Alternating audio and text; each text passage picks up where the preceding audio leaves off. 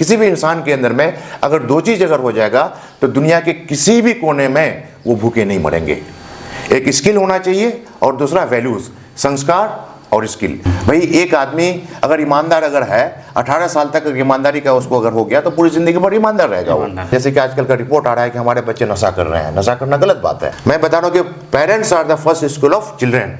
माँ बाप जो होते हैं बच्चों के पहला स्कूल होता है कि 0 to 5 ईयर पेरेंट्स को चाहिए कि अपने बच्चे को बादशाह बना दे और अपने गुलाम बन जाए।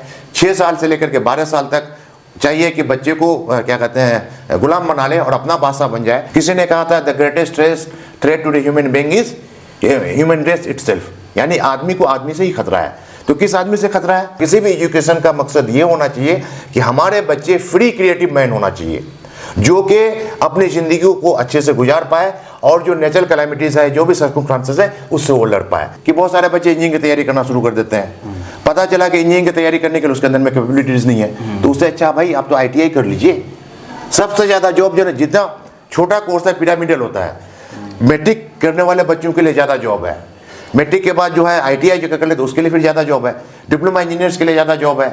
छोटे छोटे कोर्स को लोग इग्नोर कर देते हैं, बड़े बड़े चीज़ों के चक्कर में आगे निकल जाते हैं, नहीं बड़ा बन पाता है नहीं छोटा बन पाता है। सलाम आदाब, मैं रमीज़ रेज़ा, आप देख रहे हैं क्रिएटिव लाइव। हम मौजूद हैं किशनगंज में प्रोफेसर जनाब रकीब साहब के नीज आवाज़ पे। 2-3 दिन पहले ही हमने टीचर्स डे मनाया। डॉक्टर सर्वपल्ली राधाकृष्ण की जन्मदिन को हर वर्ष शिक्षक दिवस के रूप में मनाते हैं। यकीनन चाहे कोई छोटा सा चपरासी हो या फिर IAS IPS हो, हर किसी को बनाने के पीछे इनके ही जैसे किसी ना किसी शिक्षक का ही योगदान होता है। ये सच है कि हमारे माँ बाप के बाद अगर हमारे जीवन में सबसे ज़्यादा किसी का योगदान है तो हमारे शिक्षकों का है। तो सबसे पहले सर आपका वेलकम करते हैं। हाँ जी, आपका बहुत बहुत शुक्रिया। जैसे कि आपने बताया कि मैं देशवासियों को टीचर्स डे का तहे दिल से मुबारकबाद देना चाहूँगा। और मेरे ख्याल से पूरे देश में अलग अलग इंस्टीट्यूट में, अलग अलग कॉलेज में लोगों ने टीचर्स डे मनाए होंगे। तो मैं इसमें एक ही ये कहना चाहूँगा कि कोई भी डे अगर मनाते हैं तो उसमें जो हमारे जो सर हैं डॉक्टर सर्वपल्ली राधाकृष्णन सर, उनके जो थॉट्स हैं, उनके जो आइडियाज़ हैं, इसको फैलाया जाए, उसको अमल में लाया जाए। तो इस चीज़ के लिए हम लोग भी जामिया में, यूनिवर्सिटी पॉलिटेक्निक में बहुत धूमधाम से टीचर्स डे मनाएं। और मैं चूँकि इस ज़िला से हूँ तो मैं इस ज़िला में भी बच्चों को मोटिवेट करता हूँ।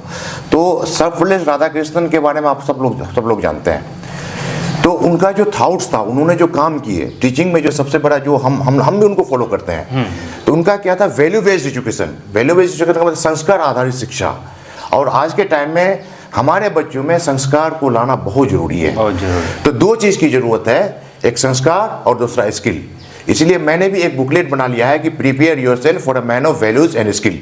मैंने जो महसूस किया कि किसी भी इंसान के अंदर में अगर दो चीज़ अगर हो जाएगा तो दुनिया के किसी भी कोने में वो भूखे नहीं मरेंगे।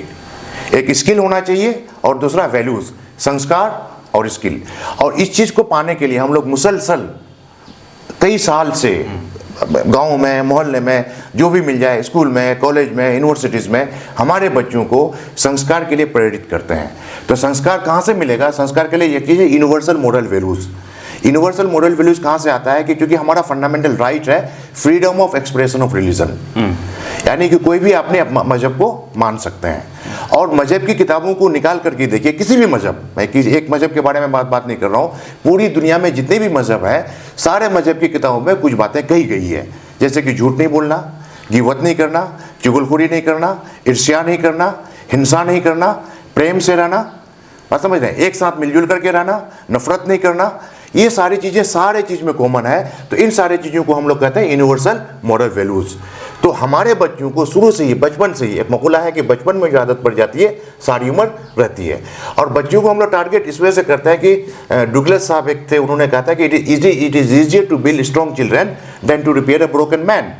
तो हमारे बच्चों के अंदर में जो ये मॉरल वैल्यूज़ अगर बचपन से, कहते हैं कि मकुला है कि बचपन में जो आदत पड़ जाती है सारी उम्र रहती है। भाई एक आदमी अगर ईमानदार अगर है, 18 साल तक ईमानदारी का उसको अगर हो गया तो पूरी जिंदगी भर ईमानदार रहेगा वो। एक आदमी के दिल में अगर लालच अगर नहीं है, वो आदमी कभी लालच नहीं होगा। और जनरली समाज में जितनी भी कुरीतियाँ आई है, जितना भी फसादात हैं, उसमें छोटी छोटी, एक आदमी अगर लालची है वो प्रॉब्लम क्रिएट कर रहा है। एक आदमी ईमानदार नहीं है, वो प्रॉब्लम क्रिएट करता है। एक आदमी हसद करता है, वो प्रॉब्लम क्रिएट करता है। तो कुछ कैरेक्टर्स हैं, किसी एक इंसान के अंदर में वो सारा अगर कैरेक्टर अगर आ जाता है, वो समाज के लिए नुकसान पैदा करता है। और आप लोग महसूस भी करते होंगे कि हर एक आदमी एक दूसरे से परेशान है। किसी ने कहा था the greatest threat to the human being is human race itself, यानी आदमी को आदमी से ही खतरा है। तो किस आदमी से खतरा है? एक आदमी के अंदर में जो एक आइडियल कंडीशन है, मॉरल वैल्यूज है, वो दूसरे को नुकसान नहीं पहुंचाता है। जनरली 3 तरह के लोग होते हैं। एक इंसान जो चाहता है कि मैं भी अच्छा करूं और समाज के दूसरे लोग भी अच्छा करें। एक इंसान ये चाहता है कि भाई मैं अच्छा करूं लेकिन हमारे किरदार से, हमारे बातों से दूसरे को नुकसान ना पहुंचे। एक आदमी क्या है कि जो सिर्फ अपने बारे में सोचते हैं, चाहे दूसरे को नुकसान क्यों ना हो जाए। कहने का मतलब यह है कि आज के ट्रेंड में देखिएगा तो बहुत सारे कुछ लोग ऐसे हैं जो अपने फायदे के लिए दूसरे को नुकसान करते हैं। ये अलाउड नहीं है। तो पूरी दुनिया में शांति के लिए, शांति लाने के लिए जस्टिस का होना जरूरी है। तो मैं ये बात कर रहा हूँ कि यहाँ पर होलिस्टिक विजन ऑफ लाइफ, हमारे बच्चे जो पढ़ाई जो करे तो पढ़ाई करने के साथ साथ उसके अंदर में दुनियादारी आना चाहिए। मल्टी डिसिप्लिनरी अप्रोच, कहने का मतलब क्या है कि पढ़ाई के साथ साथ वो दुनिया को भी समझ पाए, क्योंकि जब वो प्रैक्टिकल लाइफ में अगर जाते हैं बच्चे तो दुनिया में बहुत प्रॉब्लम है। तो उन प्रॉब्लम को फेस करने के लिए हमारे बच्चों को ट्रेन करना है।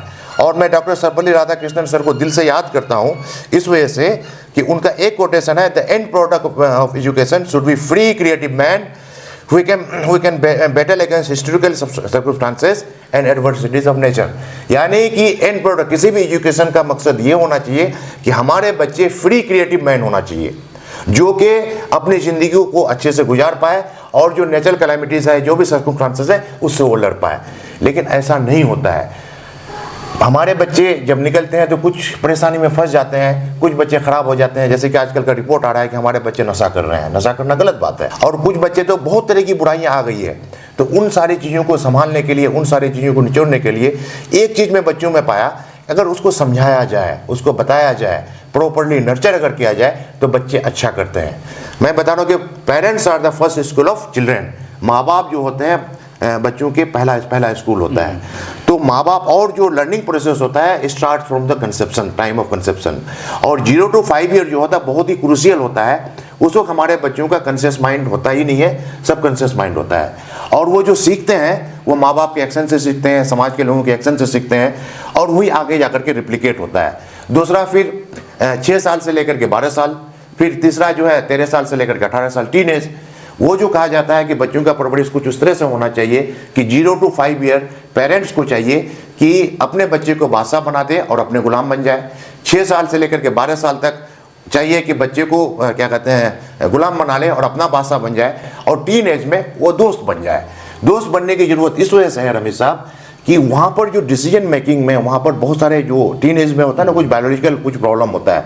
तो कुछ प्रॉब्लम को सॉर्ट आउट करने के लिए बहुत सारे बच्चे क्या होते हैं कि डर के मारे अपना रिक्वायरमेंट पेरेंट्स को नहीं बता पाते हैं। उसमें सबसे ज़्यादा क्या होता है कि वायलेशन ह्यूमन राइट। मैं पहले भी बताया था कि ह्यूमन राइट आदमी को, जैसे कि ह्यूमन राइट, जैसे बहुत सारे बच्चों का मन होता है कि मैं पॉलिटिकल साइंस में करियर बनाऊंगा, उसका इंटरेस्ट है, और लेकिन उसके फादर चाहते हैं कि नहीं मेरा बच्चा इंजीनियरिंग करेगा।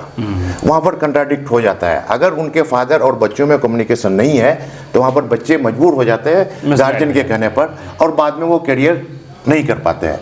तो इसीलिए होलिस्टिक विजन के लिए क्या होना चाहिए, हर एक इंडिविजुअल को, हर एक आदमी को ह्यूमन राइट के बारे में जानकारी होना चाहिए, क्योंकि हर एक इंसान का अपना अपना अधिकार है।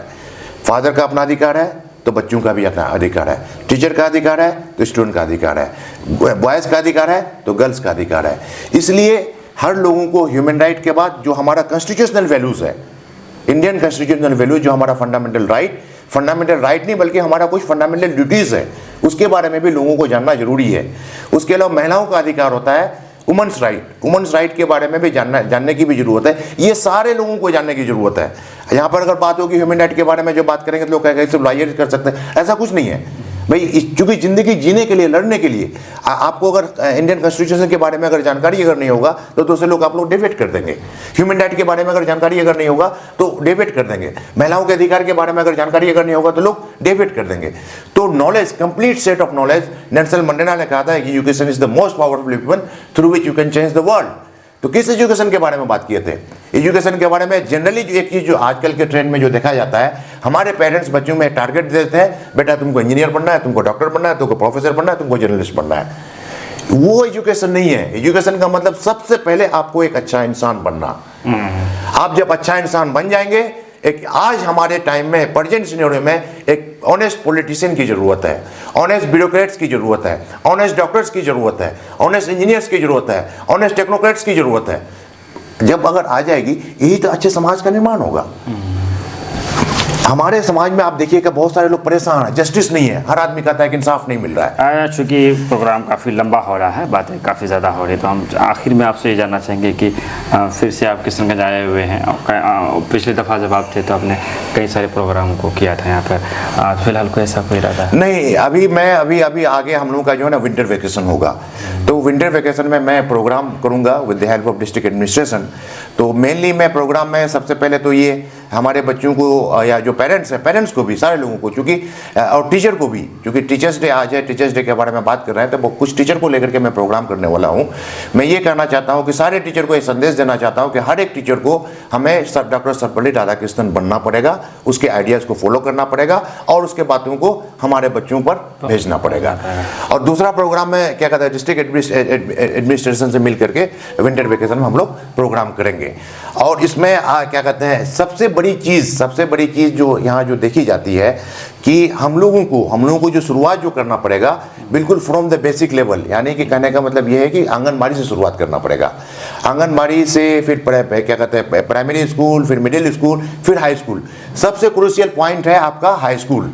हमारे बच्चों को 9th में ही गोल फिक्स करना पड़ेगा। बात समझ रहे हैं? 9th और 10th में, क्योंकि 9th और 10th में तो एक चीज़ कॉमन होता है, 10th के बाद बाइफर्केशन होता है, ठीक है। कुछ लोग सर्टिफिकेट कोर्स करेंगे, कुछ लोग ITI कोर्स करेंगे, कुछ लोग डिप्लोमा कोर्स करेंगे और कुछ लोग 11th 12th में जाएंगे, आर्ट्स रखेंगे, साइंस रखेंगे, कॉमर्स रखेंगे। तो वहाँ पर जरूरत पड़ेगी बच्चों का प्रॉपरली, उसके पेरेंट्स का और एक्सपर्ट का। बच्चा अगर किसी फील्ड में अगर करियर बनाने के लिए है तो उसके एक्सपर्ट और क्या कहते हैं टीचर, तीनों को एक साथ मिलकर के हमारे बच्चों को उसके इंटरेस्ट के हिसाब से, क्योंकि करियर को चूज करने के लिए 2 कंडीशन होना चाहिए बच्चों के अंदर में, इंटरेस्ट एंड कैपेबिलिटीज। ये 2 कम्बिनेशन अगर हो जाए ना, हमारा बच्चा कामयाब हो जाएगा। ये कम्बिनेशन नहीं हो पाता है और बहुत सारे लोग सुनते होंगे ड्रॉप आउट रेट्स। बहुत सारे लोग बाहर पढ़ने के लिए गए, वो वापस आ गए, जॉब नहीं मिलेगा। जॉब क्यों नहीं मिलेगा भाई? आपने उस तरह से अपने आप को तैयार नहीं किया। हमारे बच्चे डेविएट होते हैं, बात समझ रहे हैं। सपोज कीजिए कि बहुत सारे बच्चे इंजीनियरिंग की तैयारी करना शुरू कर देते हैं, पता चला कि इंजीनियरिंग की तैयारी करने के लिए उसके अंदर में कैपेबिलिटीज नहीं है, तो उससे अच्छा भाई आप तो ITI कर लीजिए। सबसे ज़्यादा जॉब जो है, जितना छोटा कोर्स है पिरामिडल होता है, मैट्रिक करने वाले बच्चों के लिए ज़्यादा जॉब है। मैट्रिक के बाद जो है ITI जो कर ले तो उसके लिए फिर ज़्यादा जॉब है। डिप्लोमा इंजीनियर्स के लिए ज़्यादा जॉब है। छोटे छोटे कोर्स को लोग इग्नोर कर देते हैं, बड़े बड़े चीज़ों के चक्कर में आगे निकल जाते हैं, नहीं बड़ा बन पाता है, नहीं छोटा बन पाता है। इसलिए प्रॉपरली कि उसका कैपेबिलिटीज है कि नहीं है, मेरा बच्चा JEE निकाल पाएगा कि नहीं निकाल पाएगा, मेरा बच्चा नीट निकाल पाएगा कि नहीं निकाल पाएगा, एक होड़ मचा हुआ है। दूसरा क्या है, बहुत सारा बच्चे इंजीनियरिंग की तैयारी करने के चक्कर में, मेडिकल की तैयारी करने के चक्कर में और चीज़ों में ध्यान नहीं देते हैं। अगर नहीं होता है तो भाई तू नहीं और सही, और नहीं और सही, बहुत सारे रास्ते सितारों से आगे जहाँ और भी हैं, और भी करियर ऑप्शंस हैं।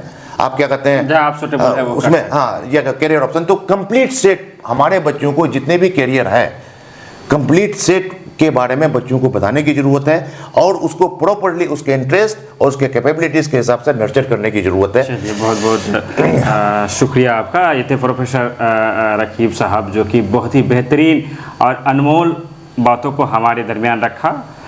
ज़रूरत है इसे सुनकर सिर्फ इग्नोर नहीं कर देने की, बल्कि कहा जाता है कि अमल करने की ज़्यादा ज़रूरत है, सुनने से ज़्यादा हम लोगों को उस पर चलने का जो है वो जज्बा होना चाहिए। लगातार हम एक अंतराल के बाद प्रोफेसर साहब से आपको रूबरू कराते हैं। हमारा मकसद साफ है कि हम चाहते हैं कि इनकी जो विचार है, एक बहुत बड़े अच्छे विचारक के रूप में ये हमारे किशनगंज के लिए जाने जाते हैं और बेहतरीन चीज़ों को, अगर आपने पूरा वीडियो देखा होगा, सुना होगा, तो आपको समझ में आएगा कि जो विचार है काफ़ी उच्च विचार है। ऐसे विचारों का आदान प्रदान होते रहना चाहिए। फिर अगर समय मिलता है तो हम आते रहेंगे और इनके अच्छे विचारों को आप तक पहुंचाते रहेंगे। तब तक आपसे हमारी गुजारिश है, चैनल को सब्सक्राइब कर बेल आइकन दबाएं और इस तरह की बातें ज़्यादा से ज़्यादा लोगों तक पहुंचे, इसके लिए आप भी अपनी जिम्मेदारी निभाइए। खबरों को शेयर करते रहे ताकि अधिकतर लोग इसे सुन सके, खास करके जो छात्र छात्राएँ हैं, अभिभावक हैं, और हमारे समाज का इससे कुछ ना कुछ बेनिफिट तो जरूर होना है। विदा लेते हैं आपसे, धन्यवाद, शुक्रिया, आदाब।